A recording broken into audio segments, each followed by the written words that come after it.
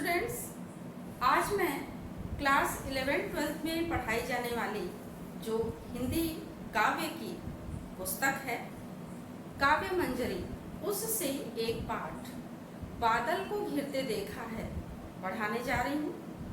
इसके कवि हैं नागार्जुन, जिन्होंने बहुत ही सुंदर ढंग से प्रकृति का वर्णन किया है। इसमें मैंने शीर्षक बादल को घिरते देखा है लिखा है। कवि नागार्जुन है इसके, और कवि के रचनाओं में किन किन मानवीय दृष्टिकोणों का परिचय मिलता है उनके विषय में लिखा है कि मानवतावादी दृष्टिकोण इनकी रचनाओं में मिलता है, और जीवन में जो सुख दुख है, प्रकृति के प्रति जो प्रेम है, इन सारी चीजों का समावेश नागार्जुन की रचनाओं में मिलता है। मैंने इसको सरल और सहज बनाने के लिए इसमें कुछ पॉइंट्स बताए हैं। जैसे कि पहला पैराग्राफ है, पहले पैराग्राफ के लिए मैंने उसमें एक पॉइंट बना दिया है। इसमें लिखा है मैंने मानसरोवर के कमल। जब आप पहला पैराग्राफ पढ़ेंगे तो उसमें देखेंगे कि मानसरोवर में स्थित जो कमल है उनका वर्णन कवि ने किया है। तो एक शब्द एक वाक्य के रूप में अगर आप याद रखें कि मानसरोवर के कमल, जैसे आप इस वाक्य को याद करेंगे आपको याद आ जाएगा कि पूरे पैराग्राफ का अर्थ क्या है।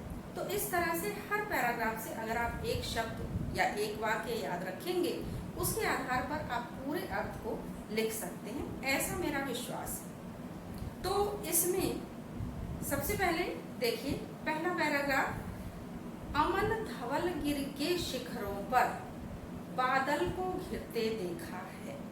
कवि कह रहे हैं कि अमल यानी कि स्वच्छ, धवल श्वेत, गिर पर्वत, शिखर, शिखर कहते हैं ऊंची चोटियों को। तो स्वच्छ श्वेत पर्वतों की चोटियों पर कवि ने बादलों को घिरते हुए देखा है। अब पर्वतों की चोटियां स्वच्छ और श्वेत कैसे हैं? क्योंकि वहाँ बर्फ से वो चोटियां ढकी रहती हैं, बर्फ पड़ती है। तो बर्फ जब पड़ती है तो श्वेत वर्ण जो है पर्वत चोटियों का हो जाता है, और बर्फ के कारण चारों ओर स्वच्छता का वातावरण दिखाई देता है।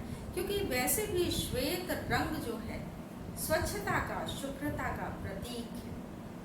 तो इसमें फिर आगे कवि ने कहा, छोटे छोटे मोती जैसे उनके शीतल तुहिन कणों को मानसरोवर के उन स्वर्णिम कमलों पर गिरते देखा है, बादल को घिरते देखा है। आगे कवि का कहना है कि छोटे छोटे मोतियों की तरह से जो तुहिन कण है, ओस की जो बूंदें हैं, तुहिन कहते हैं ओस को, तो ओस की जो बूंदें हैं वो गिरी हुई हैं। कहाँ पर? मानसरोवर में जो स्वर्णिम कमल है, मानसरोवर में जो खिले हुए सुनहरे कमल हैं, उन कमलों के ऊपर छोटे छोटे मोतियों की तरह से ओस की बूंदें गिरी हुई हैं। कवि को यह प्राकृतिक सौंदर्य भी दिखाई दे रहा है, और वहाँ पर भी कवि ने बादलों को घिरते हुए देखा। अब आप अगर याद करें कि मानसरोवर के कमल, इससे आपको पूरा पैराग्राफ याद आ जाएगा कि जहाँ पर स्वच्छ श्वेत बर्फ की चोटियाँ, पर्वतों की चोटियाँ बर्फ से ढकी हुई हैं, ऐसी जगहों पर मानसरोवर के कमलों पर जहाँ छोटी छोटी मोतियों की तरह से ओस की बूंदें गिरी हुई हैं, वहाँ पर भी कवि ने बादलों को घिरते हुए देखा है। ये हुआ आपका फर्स्ट पैराग्राफ। सेकंड पैराग्राफ, तुंग हिमालय के कंधों पर, तुंग कहते हैं ऊंचे, ऊंचे हिमालय के कंधों पर छोटी बड़ी कई झीलें हैं, यानी ऊंचा हिमालय पर्वत, और उससे नीचे जो छोटी छोटी पहाड़ियां हैं या छोटे छोटे जो उससे थोड़े नीचे जो पहाड़ हैं, उन पर छोटी बड़ी अनेकानेक झीलें हैं। उनके श्यामल नील सलिल में, उनके श्यामल यानी कि श्यामल कहा जाता है कालिमा से युक्त, लेकिन यहाँ पर मटमैले रंग का पानी जिसमें होता है उससे अर्थ लेंगे कि श्यामल अर्थात श्यामल या मटमैले पानी से युक्त, और नील सलिल और नीला जो जल है वहाँ पर झीलों में जो मटमैले रंग का और नीले रंग का जल जो झीलों में है, जिनमें आकाश प्रतिबिंबित होता है, यानी आसमान का रंग नीला है। अगर जल स्वच्छ है, उसमें आसमान दिखाई देता है, तो जल का वर्ण भी नीला दिखाई देने लगता है। तो ऐसी अनेक श्यामल और नील जल वाले जो झीलें हैं, उनमें समतल देशों से आकर पावस की उमस से आकुल, समतल मैदानी भागों से आकर के कौन आ रहे हैं? हंस आते हैं, जो कि पावस की उमस से व्याकुल हैं। पावस कहते हैं वर्षा ऋतु को। वर्षा ऋतु में जो गर्मी होती है वो उमस वाली गर्मी होती है, बहुत अधिक उसमें उमस होती है। तो जो हंस हैं वो वर्षा की उमस से बहुत व्याकुल हो गए हैं, बेचैन हो गए हैं, और समतल प्रदेशों से वे पहाड़ी क्षेत्रों में चले जाते हैं और वहाँ झीलों में बड़ी प्रसन्नता पूर्वक तैरते हैं। और वहाँ पर तिक्त मधुर विस्तंतु खोजते हंसों को तैरते देखा है, बादल को घिरते देखा है, और वहाँ पर खाने के लिए उनके अन्य तो कुछ है नहीं, तो जो उन झीलों में कमल खिले हुए हैं, उन कमल नाल को, कमलों के जो डंठल हैं, उन डंठलों को वो अपने चोंच से फाड़ते हैं और उनके अंदर के जो रेशे निकलते हैं, उन रेशों को वो खाते हैं, जो कि स्वाद में कुछ तिक्त होते हैं। तिक्त का अर्थ यहाँ पर कड़वा ले सकते हैं, लेकिन कड़वे की अपेक्षा अगर काशाय या कसैला अर्थ लिया जाए तो अधिक उचित होगा। तो जो कसैले और मधुर, मधुर यानी कि मीठे, कसैले और मीठे स्वाद वाले जो कमल नाल हैं, उन रेशों को वो खाते हैं, और वहाँ पर भी कवि ने बादलों को घिरते हुए देखा है। थर्ड पैराग्राफ, ऋतु वसंत का सुप्रभात था। अब ये सेकंड पैराग्राफ में आप एक शब्द अगर लिखें हंस, तो यहाँ पर मैंने हंस लिखा है। हंस शब्द अगर लिखें तो आपको याद आ जाएगा कि सेकंड पैराग्राफ में हंसों का वर्णन कवि ने किया है। थर्ड पैराग्राफ, इसमें आप चकवा चकवी अगर लिख लें तो इसमें चकवा चकवी का वर्णन किया गया है। इससे आपको याद रहेगा कि थर्ड पैराग्राफ में चकवा चकवी का वर्णन मिलता है। ऋतु वसंत का सुप्रभात था, मंद मंद था अनिल बह रहा। ऋतु वसंत यानी कि वसंत ऋतु, वसंत को ऋतुओं का राजा कहा जाता है। तो वसंत ऋतु का सुप्रभात यानी प्रातःकालीन बेला जो होती है वसंत ऋतु की, बहुत ही सुमधुर होती है, बहुत अच्छी होती है, बहुत सुहावनी होती है, मनोहर होती है। तो ऐसी वसंत ऋतु की प्रातःकालीन बेला में मंद मंद धीमी धीमी गति से अनिल यानी हवा, वायु प्रवाहित हो रही थी, और वहाँ पर बाल अरुण की मृदु किरणें थी।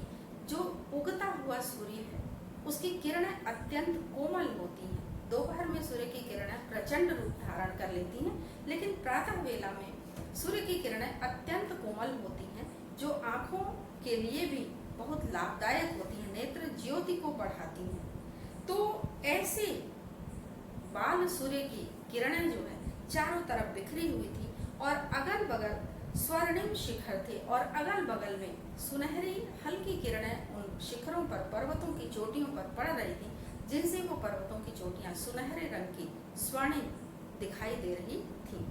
एक दूसरे से विरहित हो, विरहित का अर्थ है अलग होना, एक दूसरे से अलग होकर के, अलग अलग रहकर ही जिनको सारी रात बितानी होती, एक दूसरे से अलग होकर के जिनको यानी चकवा चकवी को पूरी रात व्यतीत करनी होती है, एक दूसरे से अलग होकर। कहा जाता है कि ऐसा अभिशाप है चकवा और चकवी को कि सारी रात वो एक दूसरे से अलग रहते हैं, एक दूसरे से मिल नहीं पाते हैं, और जैसे ही प्रातः काल होता है तुरंत वो एक दूसरे को देख लेते हैं, एक दूसरे से मिल जाते हैं, और प्रसन्नता पूर्वक कहें कि एक दूसरे से लड़ते झगड़ते हैं। कहीं कहीं ऐसा भी वर्णन मिलता है कि चकवा चंद्रमा के सौंदर्य से इतना अधिक प्रभावित है कि वो चंद्रमा को देखता ही रह जाता है और अपने आसपास की वस्तुओं को वो नहीं देख पाता। ऐसे में वह चकवी की उपेक्षा कर जाता है, तो इसलिए चकवी और चकवा एक दूसरे से मिल नहीं पाते हैं।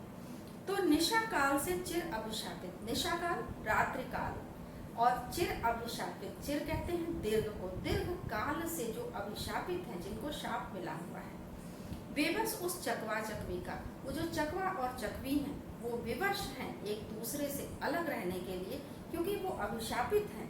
दीर्घ काल से वो एक दूसरे से अलग ही रहते आए हैं। रात्रि होते ही वो दोनों एक दूसरे से अलग हो जाते हैं। बंद हुआ क्रंदन, उनका क्रंदन जो रोना बिलखना था, विलाप करना था, वो अब बंद हो गया, क्योंकि प्रातः काल उन दोनों ने एक दूसरे को देख लिया।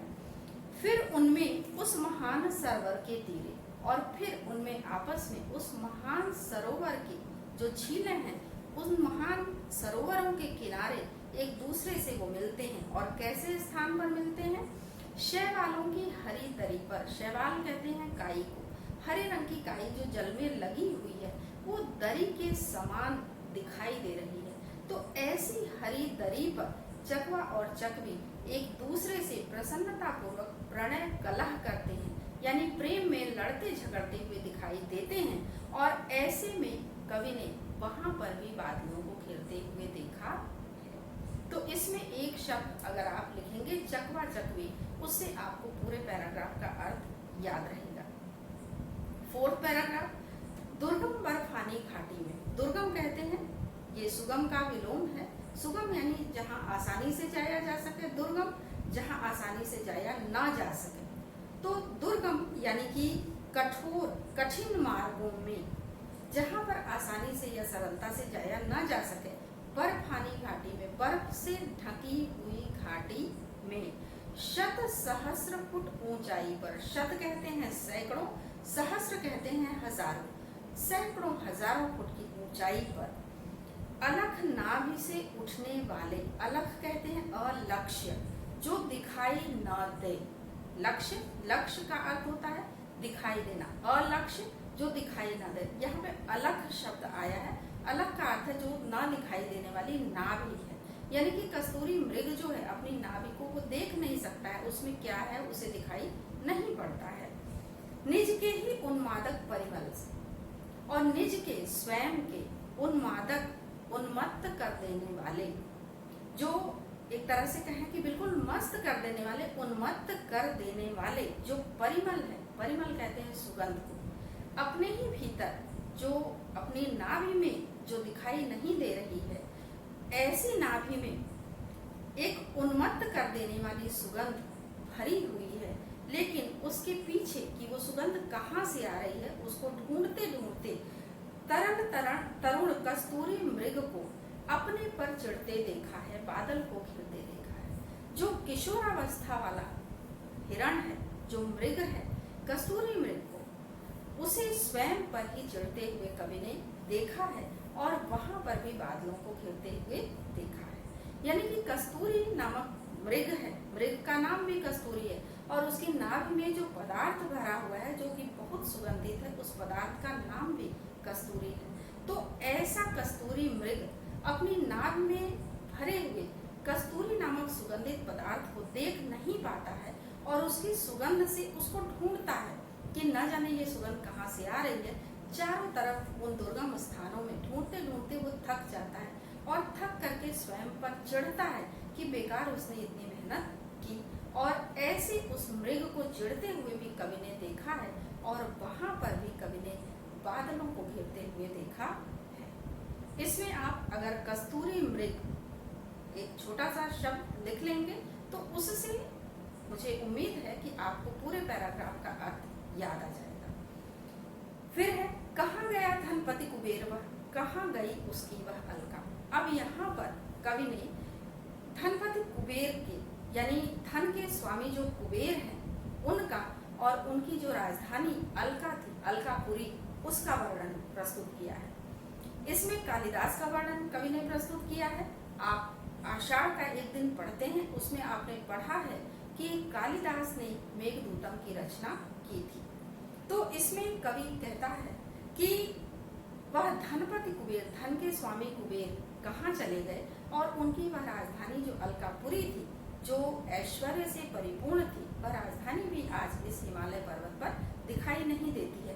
क्योंकि कहा जाता है कि कुबेर की राजधानी अलकापुरी हिमालय पर ही स्थित थी, लेकिन आज इसका कोई वर्णन, कोई दृश्य जो है हिमालय पर दिखाई नहीं देता है। ऐसा कुछ भी हिमालय पर मिलता नहीं। तो वही कवि कहता है कि आखिर वो चीजें कहाँ चली गई। नहीं ठिकाना कालिदास के व्योम प्रवाही गंगा जल का। और जो कालिदास ने वर्णन प्रस्तुत किया था व्योम प्रवाही, व्योम कहते हैं आकाश को, प्रवाही माने बहने वाली, आकाश में बहने वाला जो गंगा जल है, यानी आकाश गंगा का जो वर्णन कवि कालिदास ने प्रस्तुत किया था, आज उसका भी कहीं कोई ठिकाना नहीं मिलता है। ढूंढा बहुत परंतु लगा क्या, मेघदूत का पता कहीं पर। अब कवि का कहना है कि बहुत ढूंढा लेकिन उस मेघदूत का पता कहीं नहीं लगा, जिसको यक्ष ने अपना दूत बना करके यक्षिणी के पास भेजा था और यक्षिणी ने अपना दूत बना करके यक्ष के पास भेजा था। कालिदास ने मेघदूतम की रचना की। इसमें उन्होंने आधार बनाया एक ऐसी कथा का जिसमें कहा जाता है कि कुबेर ने अपने राज्य में स्थित एक यक्ष से अप्रसन्न होकर के उसको अपने राजधानी से निकाल दिया था। उसकी पत्नी यक्षिणी राजधानी में ही रह गई थी, अलकापुरी में ही रह गई थी और यक्ष रामगिरी पर्वत पर जाकर के रहने लगा था। वर्षा ऋतु के आगमन पर यक्ष को लगा कि उसे अपनी पत्नी के पास कुछ संदेश भेजना चाहिए, तो संदेश का माध्यम उसने मेघों को बनाया, बादलों को बनाया। तो बादल जो जाते हुए बादल थे, लगता था कि उसका संदेश लेकर के जा रहे हैं, उनसे वो अपना संदेश कहता था, और जो आते हुए बादल होते थे उनसे उसको ऐसा लगता था कि यक्षिणी ने उसके संदेशों का उत्तर भेजा है। तो इसका वर्णन कालिदास ने किया है। तो उसी के संबंध में कवि ने यहाँ पर कहा है कि बहुत ढूंढा परंतु लगा क्या, मेघदूत का पता कहीं पर। बहुत ढूंढा लेकिन मेघदूत का कहीं पर भी पता नहीं चला। कौन बताए वह छाया में, बरस पड़ा होगा न यहीं पर। कौन कहे वो छाया ही तो थी, बादलों की छाया ही तो थी। हो सकता है कि वो बादल यहीं कहीं बरस गए हों। एक दूसरे का संदेश, यानी यक्षिणी का संदेश यक्ष को और यक्ष का संदेश यक्षिणी को पहुंचाते पहुंचाते हो सकता है कि वो बादल यहीं कहीं बरस गए हों, अथवा हो सकता है वो केवल कवि की कल्पना रही हो, ऐसे कोई मेघदूत रहे ही ना हो। जाने तो वह कवि कल्पित था, मैंने तो भीषण जाड़ों में नभ चुंबी कैलाश शीर्ष पर।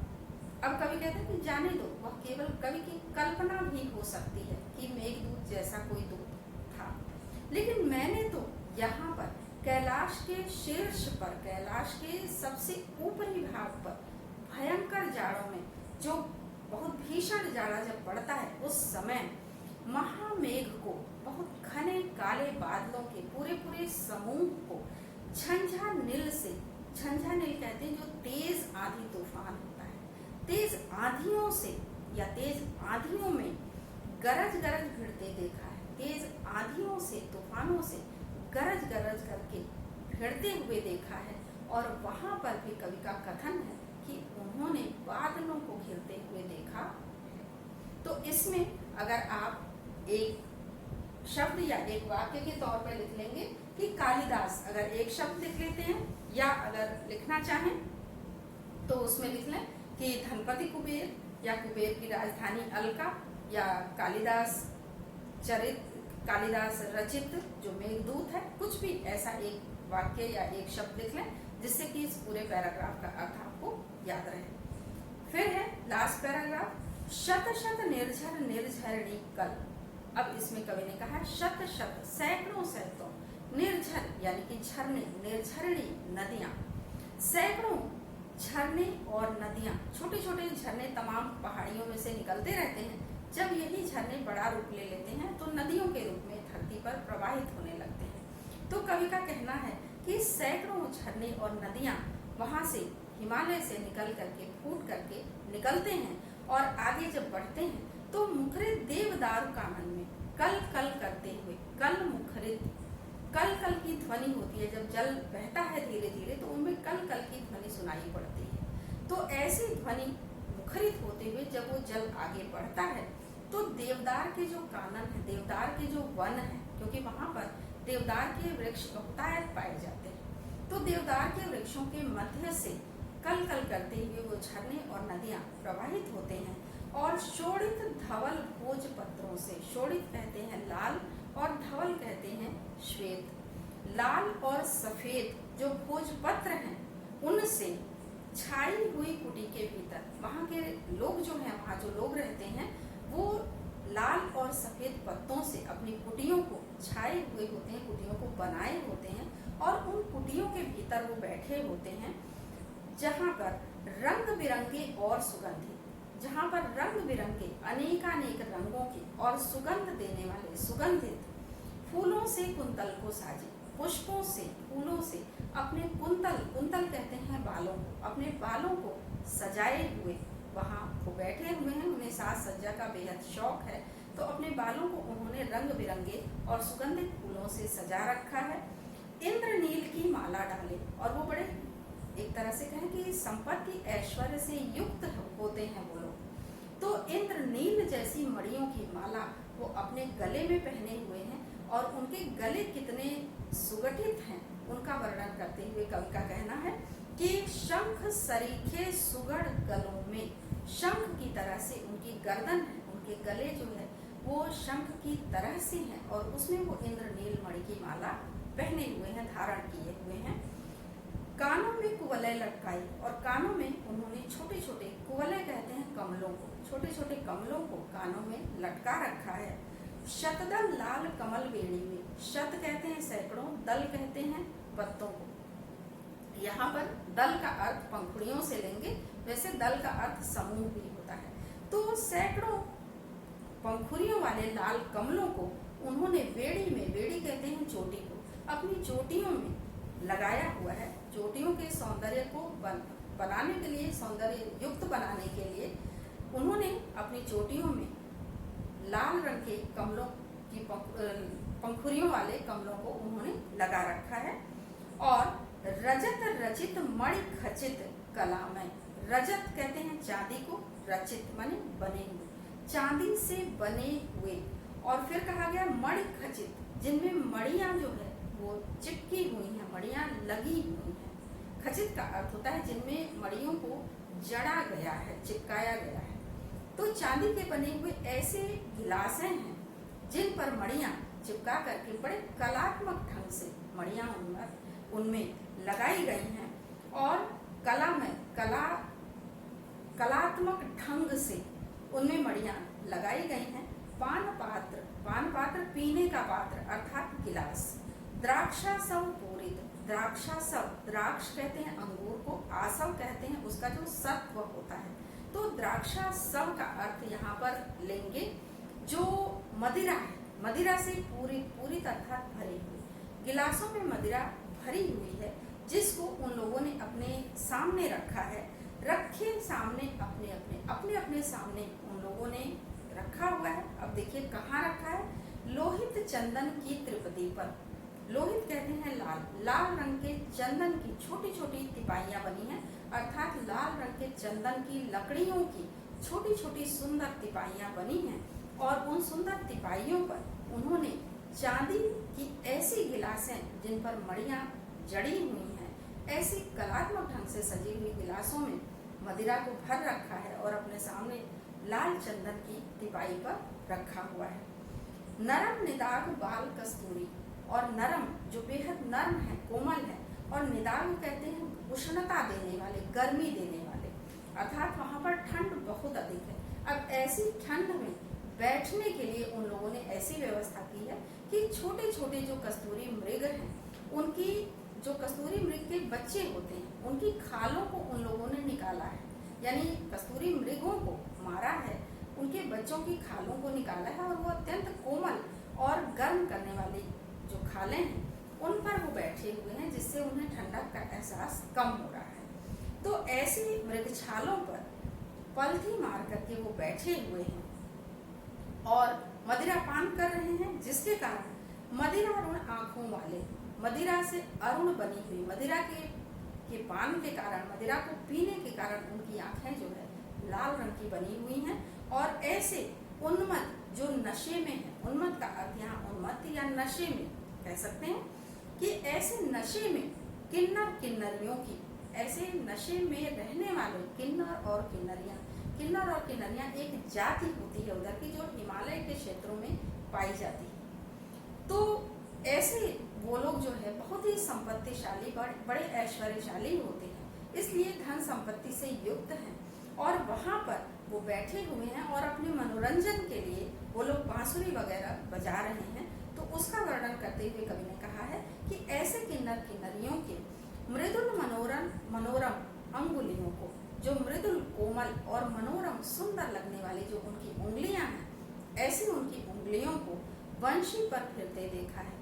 बांसुरी पर वो अपनी उंगलियां फिरा रहे हैं, बांसुरी बजा रहे हैं, और ऐसे दृश्य को भी कवि ने देखा है और साथ में वहां पर भी बादलों को घिरते हुए देखा है। तो ये आपकी कविता बादल को घिरते देखा है का मैंने कोशिश की है कि सरल व्याख्या प्रस्तुत कर सकूं।